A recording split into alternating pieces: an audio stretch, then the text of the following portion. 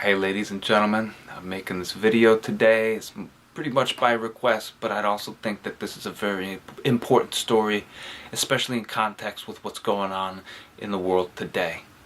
The date is June 6th. It's 2:03 p.m. My name is Benjamin Szemkus. That is my real name. I'm a private citizen. And I'd like to tell you about the time I went to a NXIVM mixer and recruitment party. Now, this occurred back in 2007. The reason that I'm coming out with this now is just in May, mid-May, May 15th, is when I remembered all this stuff. It's when I recalled these memories.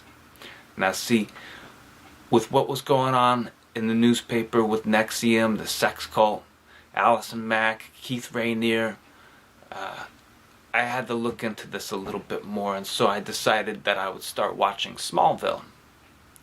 Now, watching Smallville, I probably got about 2 episodes in, and I thought to myself, holy shit, I've watched this before somewhere. Now, Smallville being what it is, it's a WB show. It's a teens theme show. I think it's still being aired for some reason or another, which is kind of strange considering the circumstances as to the actor that was involved in it, one of the main actors being Allison Mack. Now, I'm recalling back, and I think, man, I've seen this dumb show before. Where have I seen it? And then it hits me. Back in 2007, when I was at Southern Connecticut State University, there was a strange party that I went to with my girlfriend at the time and one of her friends. Now, her friend was studying at the Yale Library, where she was approached by 3 blonde women. All of them dressed like they were going out to a club or something, but she was approached and she was invited to this party. They told her that it was a women's empowerment movement party. It was a good group to join, and that she should come check it out and bring a friend if she liked.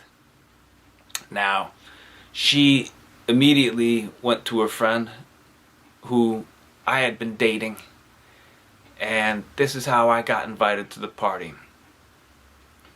So, we went down to this party. At first, it was just me, the 2 ladies I was with. We were all SCSU, Southern Connecticut State University students.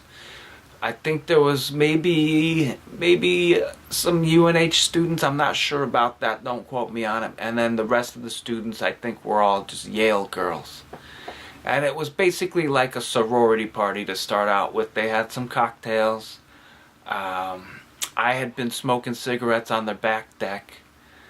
The apartment complex was in Hamden, Connecticut. Now, it was located right off of Skiff Street. It was right behind the Hamden Plaza, right off of Route 10. I think there's a Kohl's there or something like that. And there's also perhaps a Walmart. I'm not sure if that's still there at all.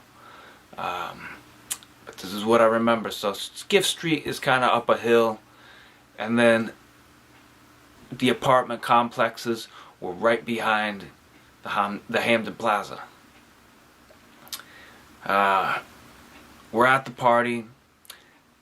The party attendees were mostly Yale students, and the host was definitely a Yale. I think she was a grad student, perhaps. I'm not quite sure.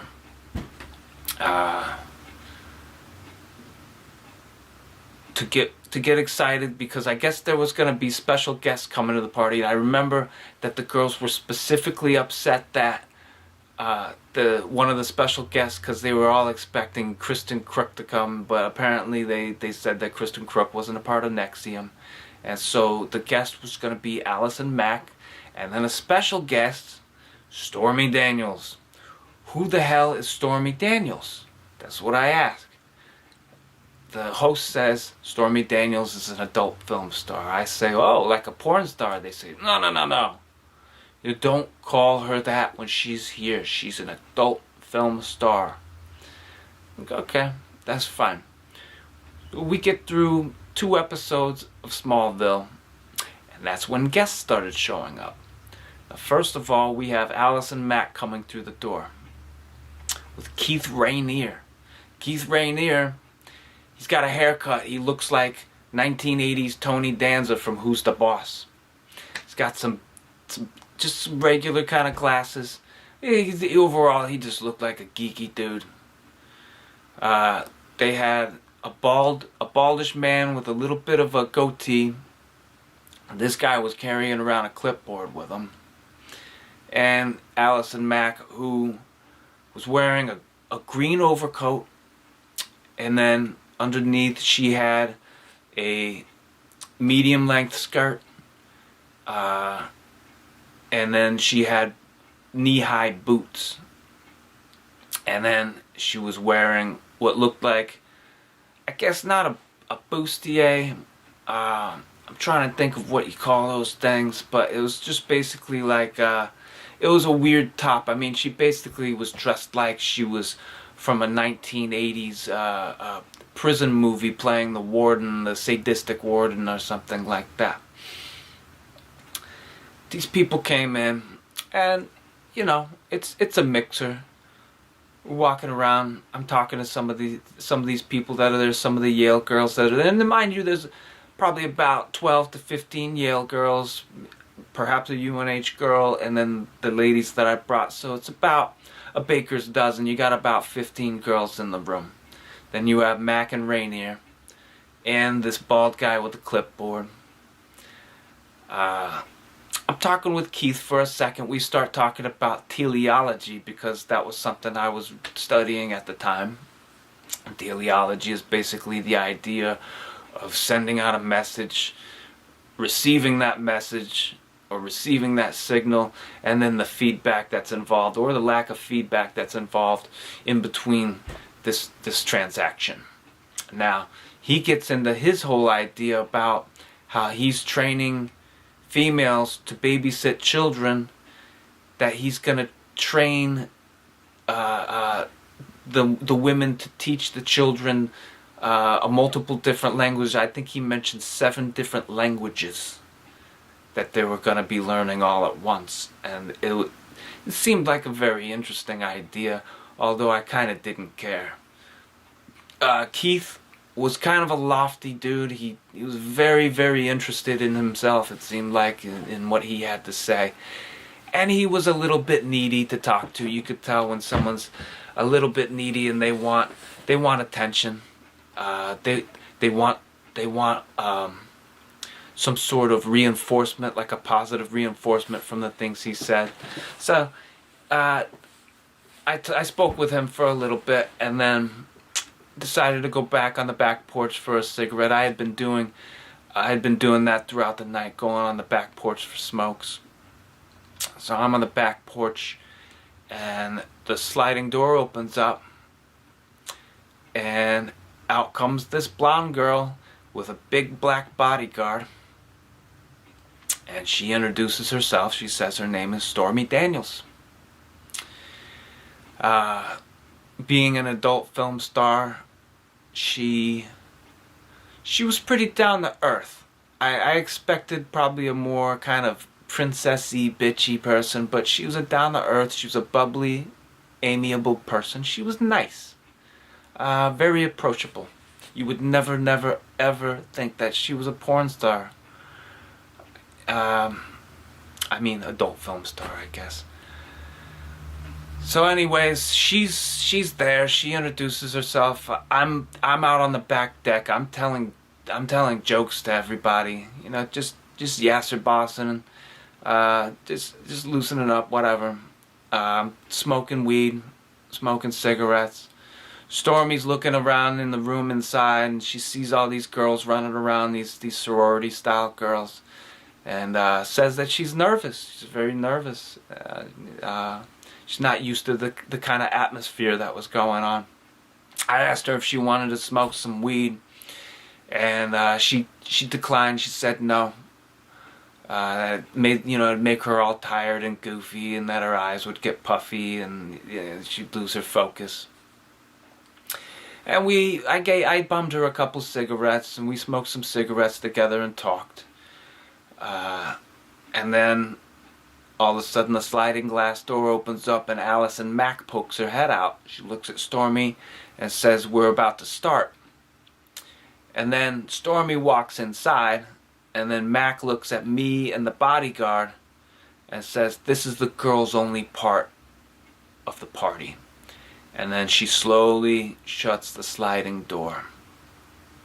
And about 2 minutes goes by, and then the one other dude that was there, I think he was one of the boyfriends of one of the girls who lived there, he comes outside and he stands out on the deck with us, because he was probably kicked out because he wasn't allowed into the girls only part of the party. Now I'm kind of looking inside as I'm smoking cigarettes, and I see Mac walking around the room. When she called the girls together, she yells out, "All right, bitches!" Blah, blah, blah, blah, something or other to get them all together. And all these girls came up in front of her into the living room, and they're all on their knees, sitting prone in attention. And I'm looking at my girlfriend at the time, and she's sitting in a chair just kind of half paying attention, like, fuck this shit. I thought that was hilarious, because she's a badass. That's who she is. So this meeting, this talk goes on maybe about, I want to say 10 minutes, maybe a little over 10 minutes, and then they break up into groups, and a bunch of them go to the back rooms, because there was 2 bedrooms towards the back of the apartment, which was, one of the rooms was right across from the bathroom. I went to the bathroom once or twice, maybe looked inside of the room just a little bit. I didn't, there was people in all the different rooms, but they were definitely setting up at different computers that were throughout the apartment. There was a computer that was in the living room that was right next to the sliding glass door, and that was all next to a little bit of a kitchenette area. So the girls spend, I think, maybe about 2 minutes each on the computers. You can see them just kind of clicking away at different things, and the bald guy is there watching them with a clipboard, writing down notes. I don't know what was on the videos. I was told later that it was a bunch of snuff videos. My girlfriend at the time, she said she thought they were all fake, that they just looked fake. But you know what? We would watch a lot of horror movies together, so we're probably quick to call bullshit on a lot of stuff. Now we have Mac and Rainier there. Stormy Daniels is there. At this point, after she came back out on the deck, we had another cigarette, and then she kind of disappeared off because they were doing some other thing. This is only speculation right here. The reason I think that she was so nervous was, I think that was the night that she was getting branded, and they were using her as a demonstration model for the rest of the Yale girls to watch and participate. Now, as I came back in from a cigarette, I noticed that some other people had showed up to the party. Now I'm looking around, and they had already broken up the girls only part, and the lights kind of went down a little bit. They threw some music on, and the mixer got going. I'm looking around the room, and I see this guy. He's got kind of almost what I would call a Jufro, but yeah, just some little tight curly hair, just padded fluffy hair. He's got a gap tooth. He's wearing a tight white t-shirt, and he's got a little bead necklace, which I thought was just like a pull chain necklace or something like that, but I think that they were beads. And he introduces himself as James. Looking at pictures later on, I identify this man as James Alephantis. Now, mind you, all this NXIVM stuff, when this started to break, and all this other stuff with how they had mentioned Pizzagate, I started looking at pictures of all these NXIVM people and all these Pizzagate people. I'm looking at pictures of James Alefantis. I'm looking at pictures of Stormy Daniels. I'm thinking, man, I've seen these people before. I look at pictures of Mac and Rainier. I'm like, hey, I feel like I've met these people before.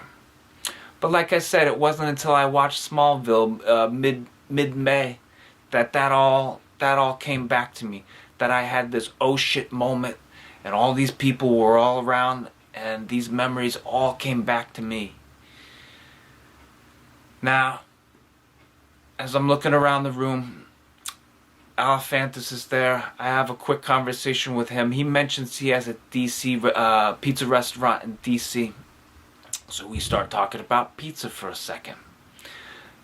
My part of the conversation was about how I don't like West Coast pizza.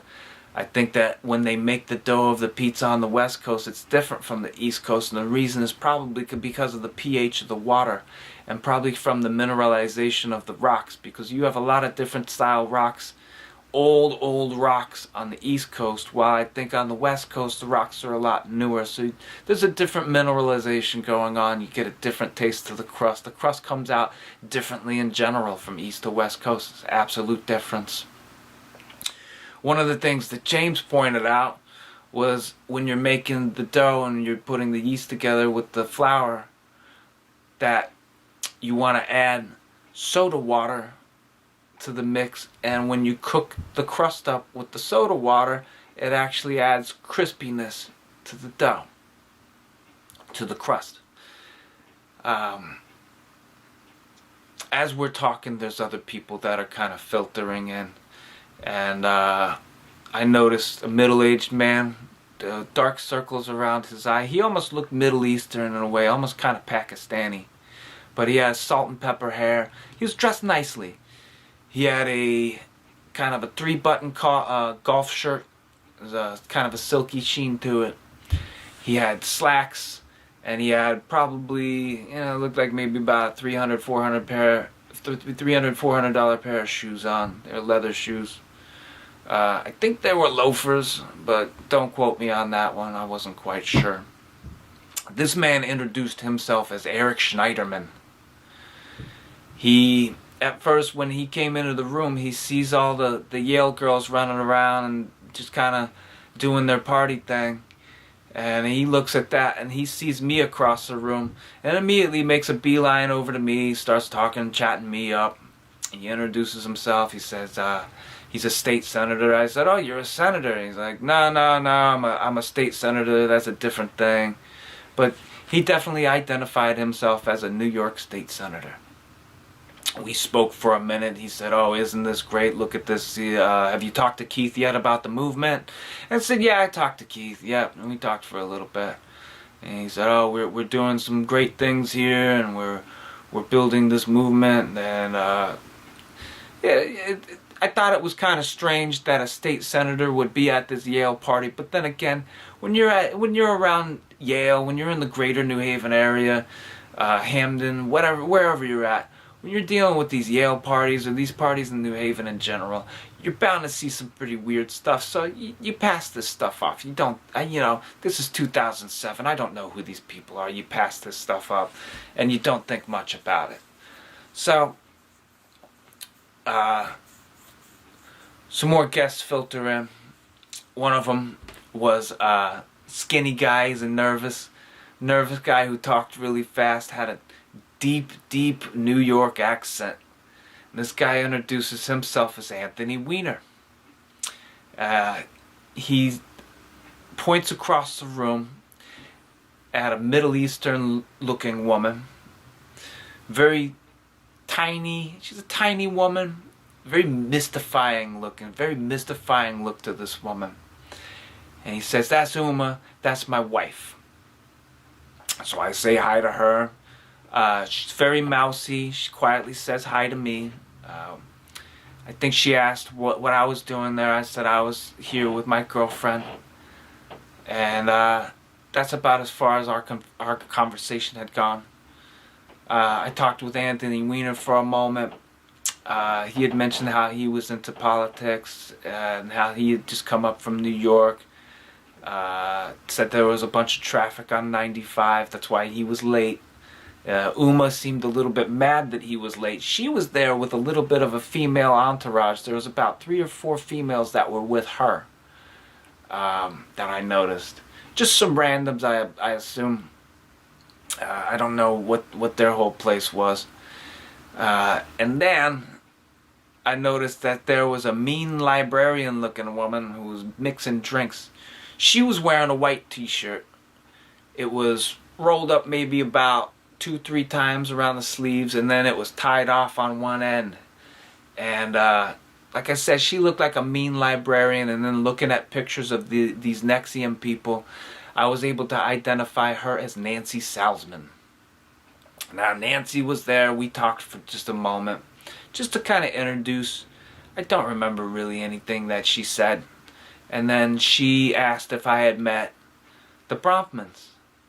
The Bronfmans, by the way, were across the room sitting on a couch. One of them was writing something with a marker on a poster board. But it was Claire and Sarah Bronfman. At first I thought they were just some Yale students. They looked kind of like some dirty hippie liberals. And they were both wearing white t-shirts, oversized, XXX, big shirts. Really kind of strange look. I mean, it didn't make much sense to me, but you know what? When it comes to rich Yale kids, you never know. Who cares, you know? Whatever. I speak with them for a second. They don't seem at all interested in me, so I just figured that they were just, you know, either dirty hippie liberal girls or just some lesbians or something like that. They didn't feign any interest whatsoever in talking to me. Now, at this point, the party's going. I've been there maybe about an hour and a half, maybe 2 hours, something like that. My girlfriend at the time, she walks up and she hands me her keys, which usually means she wanted me to drive, probably because she wanted to drink a couple of beers or something like that. I remember asking, when I was talking to Eric Schneiderman, I remember asking him if he wanted to go smoke some weed with me because I was going out to the back porch to smoke some weed. He declined. He said, no, I don't think my constituents would be happy with that. But he did thank me. He was nice about it. It wasn't awkward or anything like that. That was all right. I went back out on the back porch and then talked with my ex-girlfriend, or my girlfriend at the time. And, you know, we were kind of gearing up. We were saying, you know, hey, this thing's all weird. I'm not, you know, I definitely wasn't selling any weed or getting along really well with any of the Yale girls or anything. And then these guests that are hanging out mixing, the state senator and all these other pizza restaurant owner from DC, all these people, you know, we met them, we talked with them. That was it. After a while, I noticed that Keith, Allison Mack, Stormy Daniels, they weren't really anywhere to be seen. So I figured they were probably in the back bedroom somewhere, doing who knows what. I did at 1 or 2 points I went to use the bathroom that was in the back hallway, and I kind of peeked my head into the bedrooms a little bit, and I didn't really see, you know, much of anything going on. Just some people hanging out. I didn't know where Keith Rainier was. I think he was in the bedroom that had its door shut. Who knows what he was doing in there. But I think that I had a very special opportunity in all this because I got to observe these people who turned out to be some high-powered political movers and shakers. In 2007, who knows who they were? There wasn't really any kind of information on them. There wasn't the scandals that Anthony Weiner was getting into yet. And Uma, I mean, I didn't know her from anything. I didn't even realize that she had anything to do with Hillary Clinton or being her main assistant. It just seemed like a bunch of randoms. And so I think the special part about this was I got to witness uh, an accused sex cult working in unison with politicians. These people were working together, and it was a special opportunity to observe. I really wish I had remembered this stuff beforehand, but it is what it is, you know. So we're gearing up to leave. I'm walking around the room, just kind of shaking hands, saying, "Hey, you know, it was good to meet you." We're taking off. Anthony Weiner pipes up and he goes, he looks over at Uma real quick. He says, "Hey, Uma, did we get the names of all the people who have been here? We started a list of names of the people who are here." And so she grabs a clipboard with a lined paper that's already set up. And she goes around the room starting with us because we wanted to leave. We wanted to get the hell out of there. We just had enough. It was kind of boring, really. So Huma, she starts with me. I give her my student ID. She takes down my name, and that's pretty much the student ID it just had the name, and I think it just had the year that you were attending the school. The IDs for Southern Connecticut State University, they were called Hoot Loot cards, and they had owls on them, which I thought was kind of peculiar, but very unconnected, I'm sure. Who knows? Maybe it is connected. You never know. They took down our information, and we jumped in the car, and then we went back to Southern Connecticut State University. I was living in a dorm room there up at North. On the way back, we were trashing on that party pretty good because it was just a weird experience. It really was.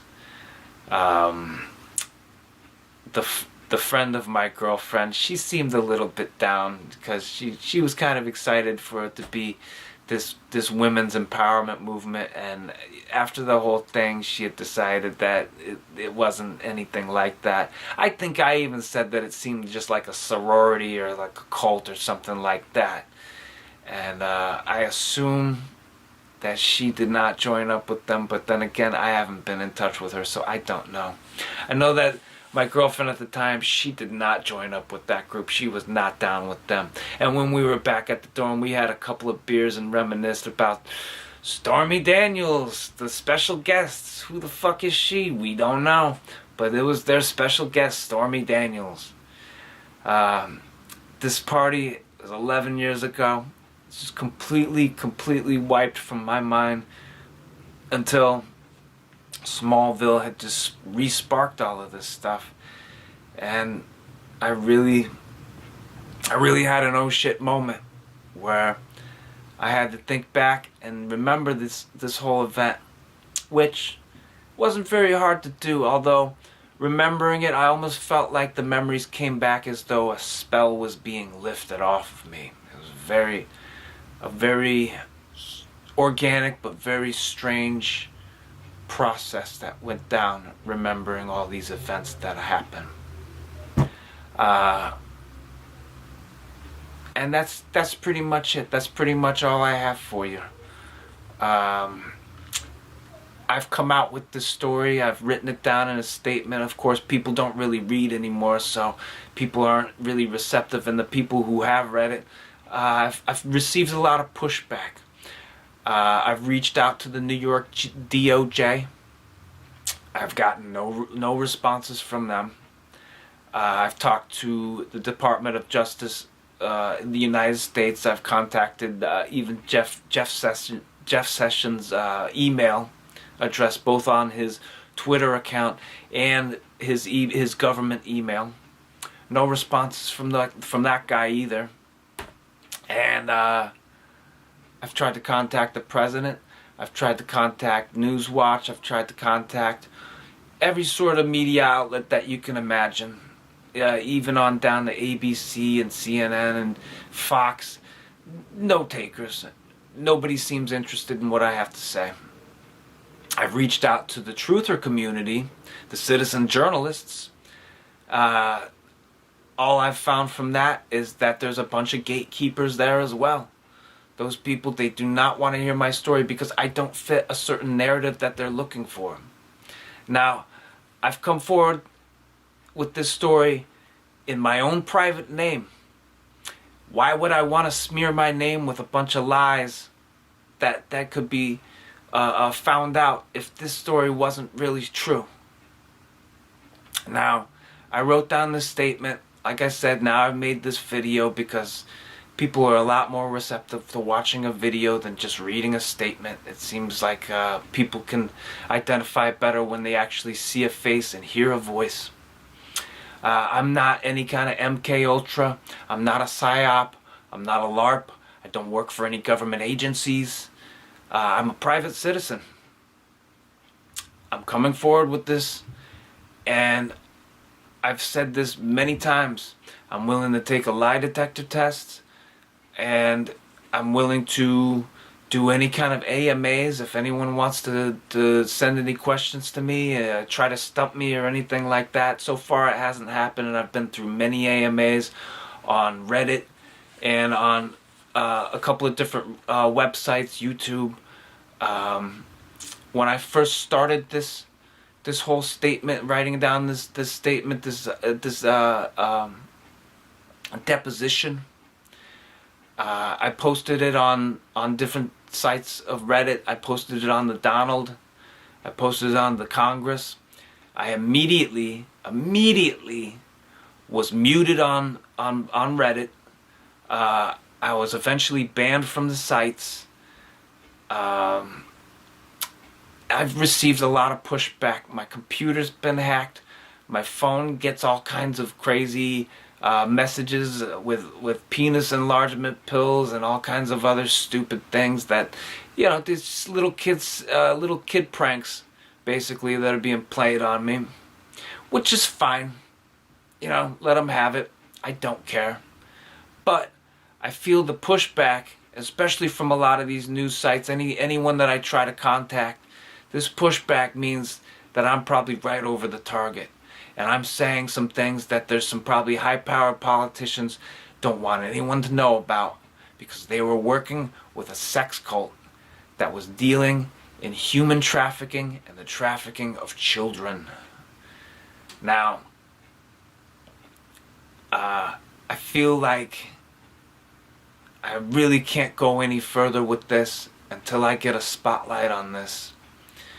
But I would like to thank all of you who have sat around and listened to what I have to say. I do feel like it's important that y'all know about this stuff and y'all know about the experience that I had. My contact information is pretty easy to get. If anyone would like to contact me, I have a Twitter account that's pretty easy to access. That's Ben Szemkus on Twitter. And then I have a Reddit account. The Reddit account is Deline Sion, a spoonerism of Celine Dion. So it's DELENECION. That's Reddit. I have a YouTube account. The YouTube account is Ben Szemkus at YouTube. If anyone would like to contact me, feel free to. If anyone has any questions about what's going on, like I said, I've done some AMAs before. I've answered a lot of questions. I'm probably going to get a lot of repeat questions about what's going on. Down in the comments, I'm going to put one of the original statements that I had written on GitHub. Pardon the format. It's not friendly for anyone's smartphones. It's just going to be pretty much a wall of words. But on a PC or on a screen or something like that, on a desktop, it's going to look a lot easier to read. I've tried to document as much as I can all of the bannings from Reddit and all of that. I've documented all of my conversations with the different truthers that I've tried to reach out to, the ones that have responded, and the ones that I've eventually called out, because I think these people are gatekeepers. I think that they're shills. And if for nothing else, maybe they don't believe me, but there's no reason that they can't present my story and say, hey, You know, I don't know if I believe this guy, but what do you guys think? I mean, it's a very easy rollout that they could do. But no, none of these people have even tried or attempted to contact me beyond just writing me an email message or something like that. These people are not to be trusted. You know, you can listen to what they say and maybe they have some good points and things to say, but be careful because there's a lot of shills out there and there's some definite deep state going on all around us. So, that being said, I'm going to let you guys go. I don't really have any more to say about this issue. Like I said, contact me. I'm a very approachable guy. I'll answer your questions. I'm a nice, courteous guy. If I get dickhead questions, I'm going to give dickhead answers. Just be wary of that. But overall, I'm here to spotlight these NXIVM people, to spotlight these high-powered politicians that work with them, and just to provide some information, just to provide any kind of feedback that I can. Once again, I want to thank you guys for your time, and I want to thank the different supporters of people that I've had online, the different people that are out there that have encouraged me, that have given me support, and have told me to keep up the fight, and to keep up the word, and to keep up spotlighting these people. And it is a struggle, and I want to thank you people personally, but this is going to be my best attempt at doing so. So thank you very much. And once again, y'all have a good day, and thanks for watching.